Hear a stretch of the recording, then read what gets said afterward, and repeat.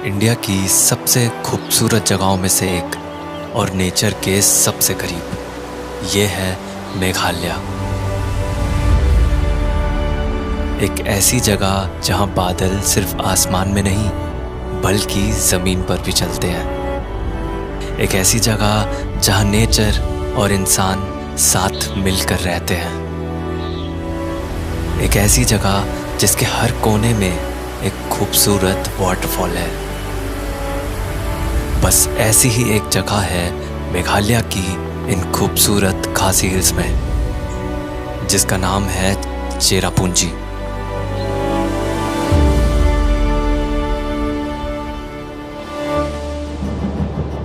अक्सर बादलों से घिरा रहने वाला ये विलेज वर्ल्ड की सबसे ज्यादा बारिश वाली जगहों में आता है, क्योंकि यहाँ हर साल 36 फीट से भी ज्यादा बारिश होती है।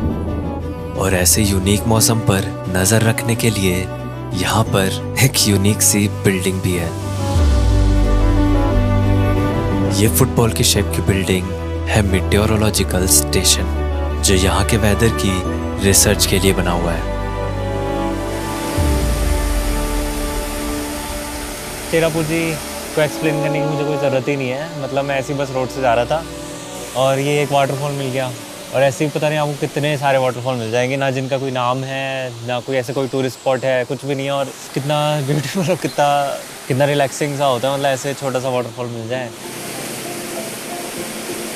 चेरापूंजी खासी हिल्स के एक प्लेट्यू पर लोकेटेड है और इस वजह से ये दिखने में एक प्लेन एरिया जैसा ही लगता है। पर ऐसे दिखने के बाद भी ये 4600 फीट की हाइट पर है और आपको इसकी हाइट की एक एक फीट का एहसास इस जगह पर आकर हो जाएगा। ओह माय गॉड,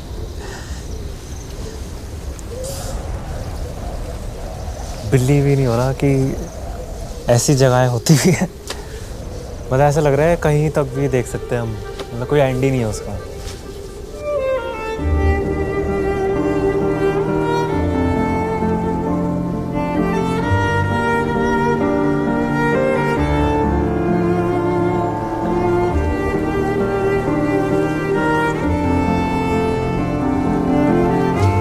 मतलब अभी मुझे यहाँ से दिख रहा है कि वहाँ पे बारिश हो रही है, वहाँ पे थोड़ी सी धूप निकल रही है, वहाँ पे बारिश हो रही है। ये तो बहुत ही क्रेजी है। और ये सारे मतलब कुछ रिवर्स हैं, छोटी छोटी रिवर्स बनी हुई हैं यहाँ आके। मतलब ये जो भी खासी हिल्स का पहाड़ है, ये पहाड़ यहाँ पे आके ख़त्म हो रहे हैं और इससे आगे मतलब बांग्लादेश स्टार्ट हो जाता है और प्लेन एरिया भी स्टार्ट हो जाता है। इससे आगे पूरा प्लेन है, फिर सी है सीधे, बे ऑफ बंगाल।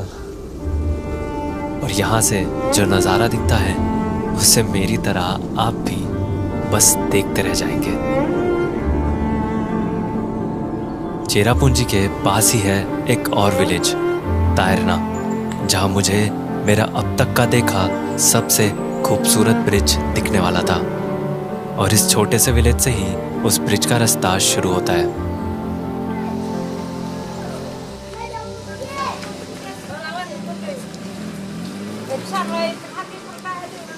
Hello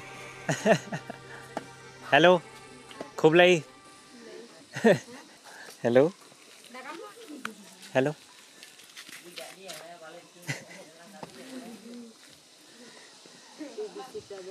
smile.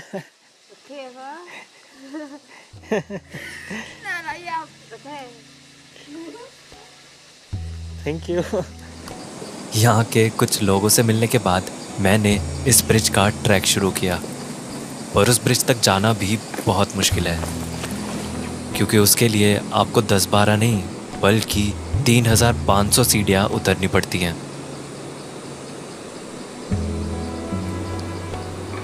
अभी मैंने डबल डेकर रूट ब्रिज का ट्रैक स्टार्ट किया है और अभी इतनी हालत ख़राब हो गई है। अभी तो 1 किलोमीटर भी नहीं हुआ है और यहाँ पे ऐसे स्टीप स्टेप्स है पूरे ऊपर से नीचे तक।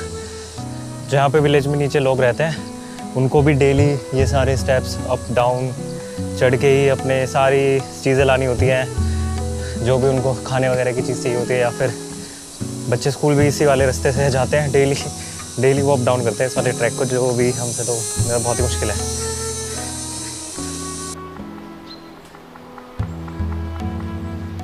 हेलो,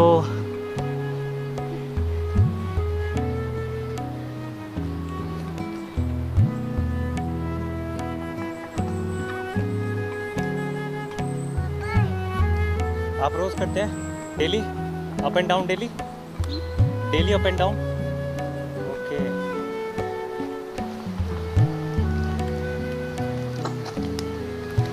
और कुछ देर बाद आया हमारे रास्ते का पहला लिविंग रूट ब्रिज। जी हाँ, लिविंग रूट ब्रिज, क्योंकि ये ब्रिज सच में जिंदा है।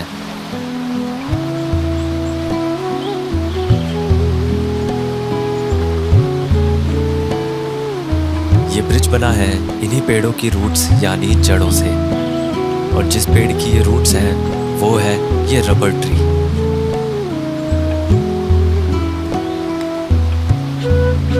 और बहुत ही ज़्यादा मतलब चलने में तो ऐसा बहुत रिस्की लग रहा है, पर ये कम्प्लीटली एक अलग टाइप का एक्सपीरियंस है इसको क्रॉस करना।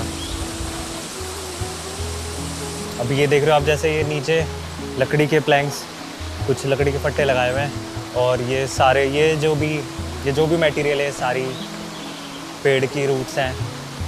और कुछ कहीं मतलब यहाँ पे इन्होंने बैम्बू भी यूज़ किया हुआ है, यहाँ पे बैम्बू यूज़ किया हुआ है, ये सब। बाकी ये सारी टोटली रूट्स हैं, कम्प्लीटली लिविंग है और कम्प्लीटली नेचुरल ब्रिज है। इस ब्रिज को यहीं के गांव में रहने वाले लोगों ने बनाया है, जंगलों के बीच बहती इन नदियों को पार करने के लिए। भले ही अभी रिवर में पानी कम दिख रहा है, पर मॉनसून के टाइम पर यह ब्रिज नदी के पानी से बस कुछ फीट ही दूर रह जाता है। और नदी के इस बदलते लेवल की वजह से ही इन लोगों को एक ऐसा ब्रिज बनाना पड़ा जिसमें 2 फ्लोर्स हैं, जो अभी आगे रास्ते में आने वाला है। और उस ब्रिज तक पहुंचने के लिए हमें 2 और ब्रिज क्रॉस करने पड़ेंगे, और इनमें से एक ब्रिज तो बस 1 फुट ही चौड़ा है। ओह भाई, ये तो ज़्यादा रिस्की लग रहा है मुझे। लिविंग रूट ब्रिज से ऐसे शेक कर रहा है, ये पूरा अनस्टेबल है, बहुत ज़्यादा हिल रहा है ये। और इस पे एक टाइम पे एक ही बंदा आ सकता है बस। 3500 सीढ़ियाँ और 2 ब्रिज पार करके फाइनली आया डबल डेकर ब्रिज।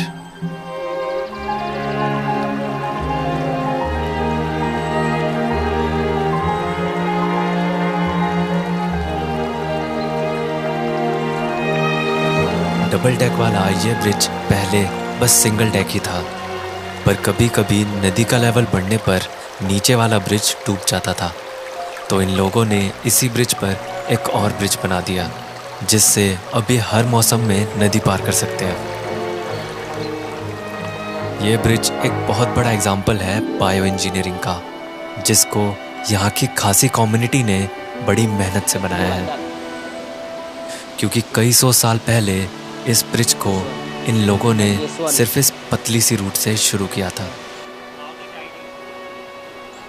रिवर के दोनों साइड 2 पेड़ों के बीच में पहले ये कुछ बैम्बो को लगाते हैं, उसके बाद इन छोटी रूट्स को इन बैम्बो से सपोर्ट दिया जाता है।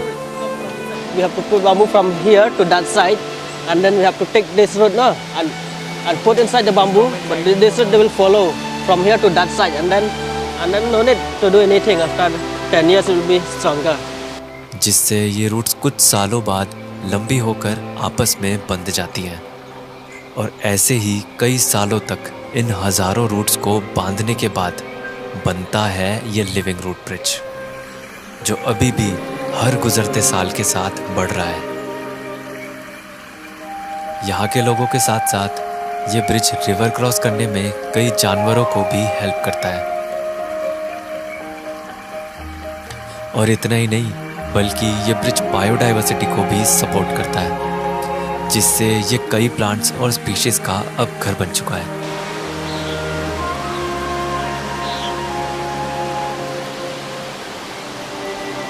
बहुत सालों में जाके बना है ये वाला ब्रिज, मतलब एक दिन की बात नहीं है, 1 साल की बात नहीं है, कई साल लगे हैं तब जाके ये ब्रिज बन पाया है। और ऐसे ही अब थर्ड डेक भी इसमें ऐड कर रहे हैं। ये थर्ड वाला डेक जब ऐड हो जाएगा तो ये ट्रिपल डेकर ब्रिज हो जाएगा, जो शायद अकेला ही ट्रिपल डेकर ब्रिज होगा पूरे वर्ल्ड में। और ये अभी और 20-25 साल लगेंगे अभी, और ये ऑलरेडी मतलब दिख रहा है, तब भी इसे इतना ज़्यादा टाइम लगेगा। तो इतना ज़्यादा टाइम लगता है इस लेवल की इंजीनियरिंग या इस लेवल के ब्रिजेस को बनाने में। और लोकल्स यहाँ इतने ज़्यादा टैलेंटेड है कि वो इस तरह के इन्वेंशन के साथ आए। जहाँ भी पूरी दुनिया क्लाइमेट चेंज से लड़ रही है, वहाँ इन लोगों ने कई साल पहले ही एक ऐसा एग्जाम्पल सेट कर दिया था कि अगर इंसान चाहे तो नेचर को नुकसान पहुँचाए बिना ही नहीं, बल्कि नेचर से मिलकर भी रह सकता है। इस विलेज से अलविदा लेकर मैं चला फिर चेरापूंजी के कुछ खूबसूरत वाटरफॉल्स देखने। और चेरापूंजी में सच में इतने वाटरफॉल्स हैं कि अगर आप कई दिनों के लिए भी यहाँ आए तब भी सारे वाटरफॉल्स आप शायद ही देख पाएंगे। और इनमें से ही एक वाटरफॉल तक आपको बादलों से होके जाना पड़ेगा, क्योंकि ये इंडिया का 3rd हाईएस्ट वाटरफॉल है, जिसका नाम है नौकालिकाई फॉल्स।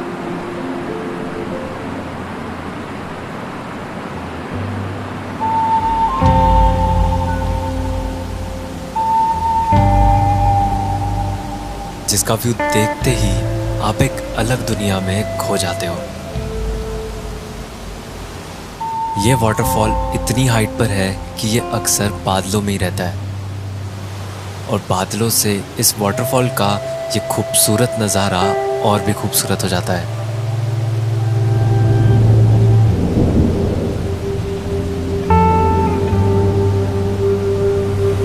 इस वाटरफॉल का पानी सीधे 1000 फीट से भी ज़्यादा की हाइट से नीचे गिर रहा है, और इसी वजह से ये इंडिया का टॉलेस्ट प्लंज वाटरफॉल भी है।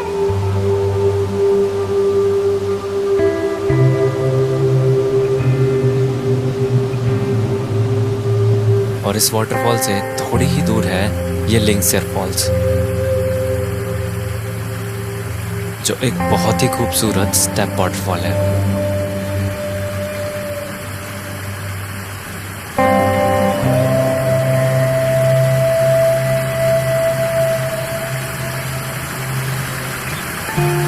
और इन सब वाटरफॉल्स में से जो चेरापूंजी का सबसे फेमस वाटरफॉल है वो है ये 7 सिस्टर्स फॉल, जिसमें एक साथ 7 वाटरफॉल्स दिखते हैं।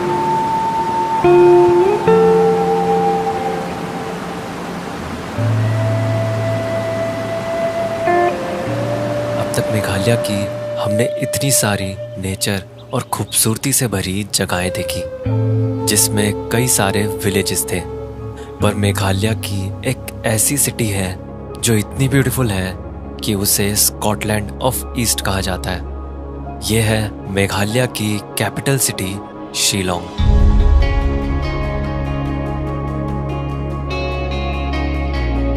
शिलोंग मेघालय की सबसे बड़ी सिटी है।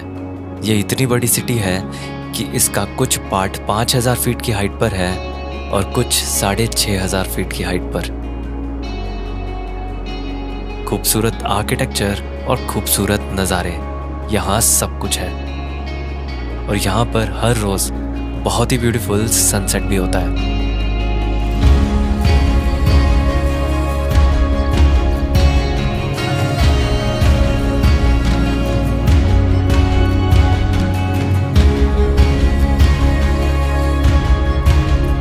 पर शिलोंग से सिर्फ कुछ किलोमीटर आगे आप इस चकाचौंध से दूर एक बिल्कुल ही अलग दुनिया में होते हो।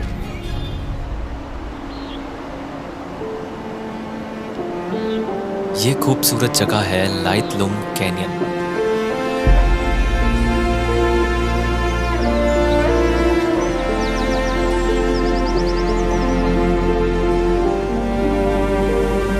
इतनी ग्रीनरी आपने शायद ही कहीं और देखी होगी। ये जगह फेमस है अपनी इस सीधी खड़ी खाई की वजह से, और इस पहाड़ी की एज पर खड़ा होना ही अपने आप में एक एडवेंचर है।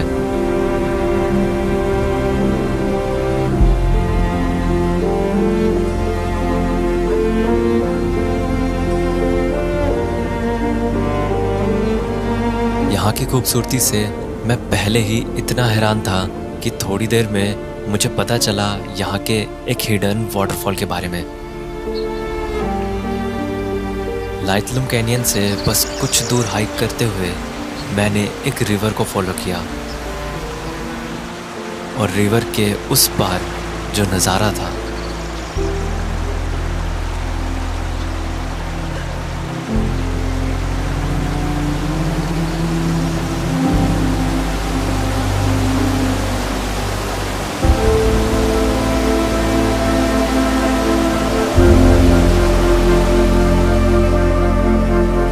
इस खूबसूरत रिवर से बनता हुआ ये वाटरफॉल कुछ ऐसे नज़ारों में से है जिसकी खूबसूरती को बयां कर पाना मुश्किल है।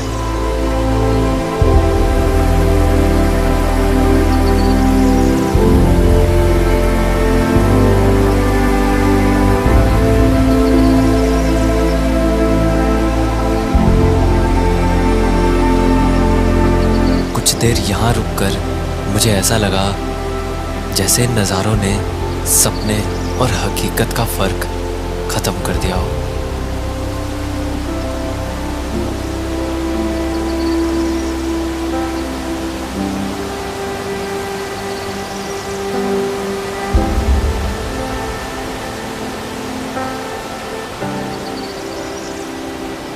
इन खूबसूरत जगहों के अलावा शिलोंग के पास एक बहुत ही सुंदर सी लेक भी है, उमियम लेक।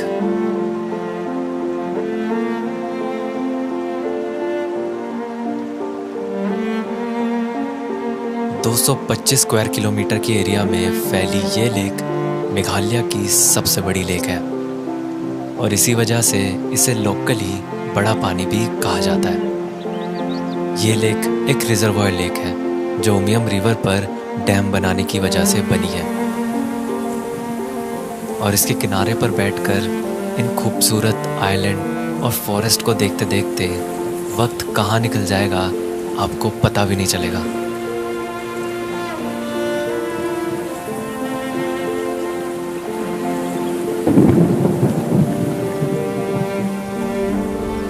मेघालय में आके आप नेचर के इतना करीब खुद को महसूस करेंगे, चाहे वो यहाँ की हवा हो, यहाँ के वाटरफॉल, यहाँ के पेड़, यहाँ मतलब आपको वो हर चीज़ मिलेगी जो नेचर से आपका रिश्ता और गहरा कर देगी।